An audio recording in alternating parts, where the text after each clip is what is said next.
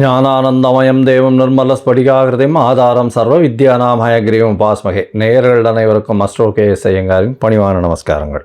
Next gen YouTube channel நேயர்களுக்கு astro KS ஐயங்காரின் பணிவான நமஸ்காரங்கள். மாத பலன் விஸ்வாவசு வருஷம் மாசி மாதம் 13/2/2026 14/3/2026 வரலாம் உண்டான காலகட்டம். இந்த மாதத்தினுடைய கோள் மாற்றங்கள், கோள் சாரங்கள் என்னென்ன, அதாவது பொதுவாகவே மாத கிரகங்கள்னு சொல்லக்கூடிய சூரியன், செவ்வாய், புதன் மற்றும் சுக்கிரனுடைய மாறுதல்கள். அது தவிர இந்த மாதம் பார்த்தாலேயானால் மாசி மாதத்தில், அதாவது மார்ச் 6ஆம் தேதி வாக்கிய பிரகாரம் சனி பகவான், அதாவது வருட கிரகம்னு சொல்லக்கூடியவர் 2.5 வருஷத்துக்கு ஒரு தரம் ஒரு ராசியிலிருந்து அடுத்த ராசிக்கு போகிறவர், பூரட்டாதி 3ஆம் பாதத்திலிருந்து 4ஆம் பாதம், அதாவது கும்பத்திலிருந்து மீனத்துக்கு போகிறார். இது சனி பெயர்ச்சி பலன்கள்னு தனியாக வீடியோஸ் போட்டிருக்கேன், பாருங்கள். இந்த மாதத்தில் ஒரு ராசிக்கும் என்னென்ன பலன்கள் இருக்குது, என்ன பலன்கள் ஒரு ராசிக்கும் மேஷம் முதல் மீனம் வரை. அது தவிர இந்த பலன்கள் சொல்லும் பொழுது அதுக்கு உண்டான எளிய பரிகாரங்கள் என்ன, அது தவிர சந்திராஷ்டம தினங்கள் என்னன்றதையும் பார்க்கலாம். கும்பம், அவிட்டம், சதயம், பூரட்டாதி இந்த 3 நட்சத்திரம் 9 பாதங்களை கொண்ட ராசி. ராசியின் அதிபதினு சொல்லக்கூடியவர் சனி. உங்களுடைய ராசிநாதனே சனி பகவான். சனி உங்களுடைய ராசியிலேயே இருக்கார். இந்த மாதம் உங்களுடைய ராசியில் 5 கிரகங்கள் இருக்குது.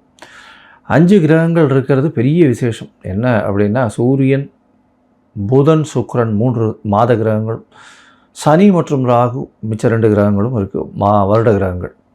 இந்த மாதத்தில் பார்த்தடையானால் ஒரு பெரிய மாற்றம் என்னென்னா, சனி பகவான் இந்த மாதத்தில் மாசி மாதம் மாறுறார். அதாவது 6/3/2026 அன்னைக்கு உங்களுடைய ராசி ஜென்ம சனி முடிஞ்சு பாத சனிக்கு போகிறார். அதனால் பார்த்தேன்னா உடல் நலத்தில் நல்ல ஒரு ஏற்றம் இருக்கும். இவ்வளோ நாள் மைண்ட் பயங்கர ப்ரெஷரில் இருந்திருக்கும், அதாவது மென்டல் டிப்ரெஷன் இருந்திருக்கக்கூடிய வாய்ப்பு, மன அழுத்தங்கள் அதிகமாக இருக்கும், தேவையில்லாமல் அசிங்கப்பட வேண்டியது, அவமானப்பட வேண்டிய காலகட்டமாகலாம் இருந்திருக்கும். இப்போ கொஞ்சம் பொறுமையாக நிச்சயமாகவே உங்களுக்கு பெரிய மாறுதல் இருக்கும். உங்களுடைய ஏற்றங்கள் நிச்சயமாக இருக்கக்கூடிய காலகட்டம். பேச்சில் மட்டும் ஜாகிரதையாக இருக்கும். ஏன்னா 2ஆம் இடத்துல சனி பகவான் போகும்போது நிச்சயமாக பேச்சில் பிரச்சனையை கொடுக்கக்கூடிய வாய்ப்பு உண்டு. ஆனால் பணவரவிற்கு பஞ்சம் இருக்காது. படிக்கக்கூடிய மாணவர்களுக்கு நல்ல ஒரு வெற்றி இருக்கும். உடல் நலத்தில் நல்ல ஒரு ஏற்றம் இருக்கக்கூடிய வாய்ப்புகள் நிச்சயமாக இருக்கும். ஏதோ பார்த்தாலேனால் வெளிநாடு போய் படிக்கக்கூடிய பாகியத்தையும் கொடுப்பார். ஏன்னா சுக்கிரன் உச்சம் பெற்று போகிறார் 2ஆம் இடத்துல. அதனால் பார்த்தாலேனா படிப்பு ஸ்தானம்னு சொல்லக்கூடியது 2ஆம் இடம். அதுவே 9ஆம் அதிபதியும் போய் உச்சம் பெற்று போகிறதுனால கண்டிப்பாக வெளிநாடு வெளியூர் போயிட்டு நீங்கள் நினச்ச போஸ்ட் கிராஜுவேஷன் டிகிரி எடுத்து படிக்கக்கூடிய வாய்ப்புகளை இந்த காலகட்டத்தில் நிச்சயமாக கொடுப்பார்.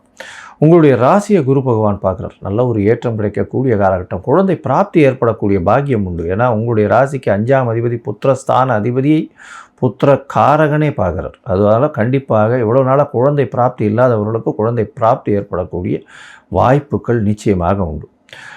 உங்களுக்கு எதிர்பாலினத்தோர் மூலியமாக சிறு சிறு தொல்லைகள் வரக்கூடிய வாய்ப்புகள் நிச்சயமாக இருக்கும். கூட்டு தொழிலில் ரொம்ப ஜாகிரதையாக இருக்கிறது நல்லது. கூட்டு தொழிலில் நண்பர்கள்கிட்ட ரொம்ப ஜாகிரதையாக இருக்கிறது நல்லது. அதன் மூலியமாக சிறு சிறு பிரச்சனைகள் வரக்கூடிய வாய்ப்புகள் நிச்சயமாக உண்டு. உங்களுடைய ராசிக்கு பார்த்தாலேனால் புதிய பதவி, புகழ், அந்தஸ்து, கௌரவம்லாம் வரக்கூடிய வாய்ப்புகள் உண்டு. அதை தவிர பார்த்தாலேனா வேலையில் ஏற்றம் மாற்றம் இருக்கக்கூடிய வாய்ப்பு, வெளிநாடு சென்று வரக்கூடிய பாக்கியமும் இந்த காலகட்டத்தில் நிச்சயமாக அமையும். இந்த மாதத்தில் உங்களுடைய ராசிக்கு 12ஆம் இடத்துல இருக்கக்கூடிய செவ்வாய், அதாவது உங்களுடைய ராசிக்கு 3ஆம் அதிபதி அப்படின்னு சொல்லக்கூடியவர், உங்களுடைய ராசிக்கு 9ஆம் அதிபதி 10ஆம் அதிபதி அப்படின்னு சொல்லக்கூடியவர் 12ஆம் இடத்துல இருக்கிறதுனால வெளிநாடு போயிட்டு வரக்கூடிய வாய்ப்புகள் இந்த காலகட்டத்தில் அமையும். அதாவது 12ஆம் இடத்துல உச்சம் பெற்று போகிறார். முயற்சிகள் மூலியமாக வெளிநாடு போகக்கூடிய பாக்கியத்தையும் அவர் ஏற்படுத்தி கொடுப்பார். தொழில் சம்பந்தமாக வெளிநாடு போயிட்டு வரக்கூடிய காலகட்டமாக இது அமைய போகிறது. மொத்தத்தில் பார்க்கும்பொழுது இந்த கும்பராசிக்காரர்கள், அரசியல் சம்பந்தப்பட்டவர்கள், மருத்துவர்கள், அதை தவிர இந்த எள்ளு, எண்ணெய் அந்த மாதிரியான விஷயங்கள், தார், இரும்பு சம்பந்தப்பட்ட வியாபாரம் பண்ணுறவங்க, என்ஜினியர்ஸு, அதுவும் civil contracts, electrical, electronics, aerospace இந்த மாதிரியான என்ஜினியரிங்கில் இருக்கிறவங்களுக்கெல்லாம் பார்த்தீங்கன்னா பெரிய ஏற்றம் கிடைக்கக்கூடிய காலகட்டம். இவ்வளவு நாளாக பெரிய பிரச்சனைகளில் அண்டர்கோ பண்ணியிருப்பீங்க. இப்போ உங்களுடைய மன அழுத்தம் சற்று நிதானமாகி ஒரு மாற்றம் ஏற்படக்கூடிய வாய்ப்புகள் நிச்சயமாக உண்டு. இந்த மாதத்தில் பண வரவிற்கு பஞ்சம் இருக்காது. உடல் நலத்தில் நல்ல ஏற்றம் இருக்கக்கூடிய காலகட்டம். குழந்தை பிராப்தி ஏற்படக்கூடிய வாய்ப்புகள் உண்டு. உங்களுக்கு பார்த்திங்கன்னா புதிய பதவி, புகழ், அந்தஸ்து, கௌரவம் வரக்கூடிய வாய்ப்புகள் உண்டு. நல்ல ஒரு தூக்கம் இருக்கக்கூடிய காலகட்டம். ஏன்னா உங்களுடைய ராசிக்கு 12ஆம் இடத்துல இருக்கக்கூடிய செவ்வாய் உங்களுடைய ராசிக்கே வந்துடுறார். 12ஆம் இடம் நல்லபடியாக இருக்கக்கூடிய காலகட்டமாக அமையிறது. உங்களுக்கு செலவுகள், சுப செலவுகள் இருக்கும். பண வருமானம் அதிகமாக வரக்கூடிய காலகட்டமாக அமையப்போகிறது. தாயின் உடல்நிலையும் சரி, தந்தையின் உடல்நிலையும் நல்ல ஒரு ஏற்றம் இருக்கக்கூடிய வாய்ப்புகள் நிச்சயமாக இருக்கும். புதிய வீடு அமையக்கூடிய பாக்கியம். புதுசாக இந்த ரியல் எஸ்டேட் புரோக்கர் அந்த மாதிரியான விஷயங்கள் பண்ணுறவர்களுக்கெல்லாம் நல்ல ஒரு ஏற்றம் கிடைக்கக்கூடிய காலகட்டமாக அமையப்போகிறது. இந்த காலகட்டத்தில் உங்களுடைய முயற்சிகள் எல்லாமே வெற்றியாகும்னு சொல்லணும். இருந்தாலும் சில நாட்கள் உங்களுடைய முயற்சிகளை தள்ளி வைக்கிறது நல்லது. அந்த சில நாட்கள் அப்படின்னு சொல்லக்கூடியது பார்த்தாலேயானால், அதாவது கும்பராசிக்காரர்களுக்கு 5/3/2026 6/3/2026 வரலும் உண்டான காலகட்டம். இந்த கும்பராசிக்காரர்களுக்கு சந்திராஷ்டம காலம்னு சொல்கிறோம். இந்த சந்திராஷ்டம காலகட்டத்தில் நிச்சயமாக புதிய முயற்சி வேண்டாம், வெளியூர் வெளிமாநில பிரயாணம் வேண்டாம்னு சொல்கிறோம். ஒருவேளை பண்ண வேண்டி இருந்ததே ஆனால் சந்திர பகவானுக்கு உண்டான எளிய பரிகாரத்தை பண்ணிவிட்டு அதுக்கப்புறம் பண்ணுறது ரொம்பவுமே நல்லது. சரி, இப்போ ஒருவேளை உங்களுடைய தசாபுக்தி அந்தரம் சூக்ஷ்மம் அந்த அளவு விசேஷம் இல்லை அப்படின்னா, கோச்சார பிரகாரம் ஓரளவு பரவாயில்லாமல் இருந்தாலும் 7.5 சனி இருக்குது. இந்த காலகட்டத்தில் என்ன ஒரு பெரிய மாற்றத்தை கொடுக்கலாம் அப்படின்னா, நீங்கள் பிரத்யங்கரா தேவி போய் வழிபட்டுட்டு வாங்க. பிரத்யங்கரா தேவியை போய் வழிபட்டு வர்றது பெரிய விசேஷம்.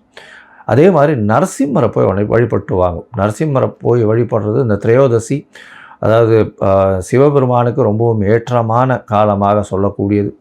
திரையோதசி சாயந்தரம் போய் அந்த சாயங்கால வேளையில் போய் அந்த தீபாராதனையை பார்த்துட்டு வர்றது பெரிய விசேஷத்தை கொடுக்கக்கூடிய காலகட்டமாக அமையும். அதுவும் நரசிம்மரை போய் சேவிச்சுட்டு வர்றது பெரிய ஏற்றத்தை கொடுக்கக்கூடிய காலகட்டமாக அமைய போகிறது.